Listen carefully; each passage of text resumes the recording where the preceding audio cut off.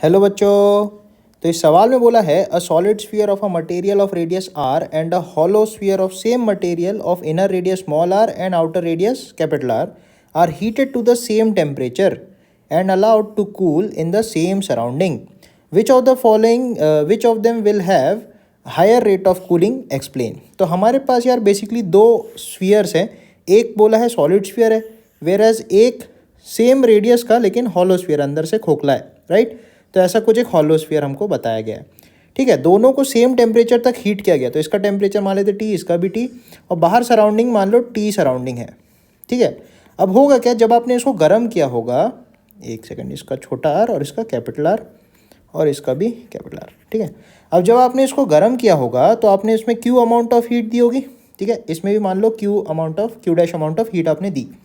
तो Q amount of heat जो दी होगी that will be equal to M S change in temperature, right. पहले मान लेते रूम टेम्परेचर पे ही था, उसको बढ़ा के अपन ने कुछ टी कर दिए।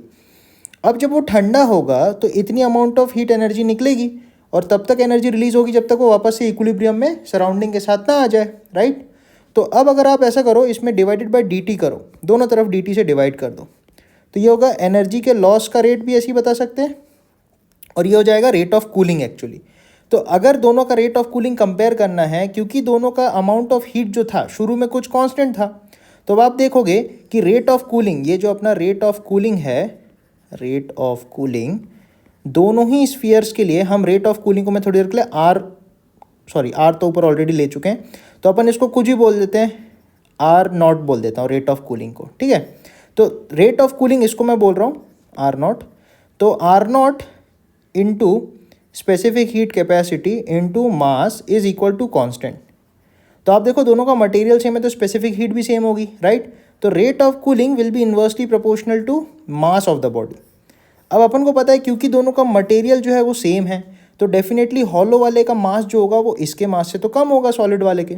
तो एम हॉलो जो होगा that will be definitely less than M solid, right. तो जितना मास कम होगा उतना रेट ऑफ कूलिंग ज़्यादा होगा।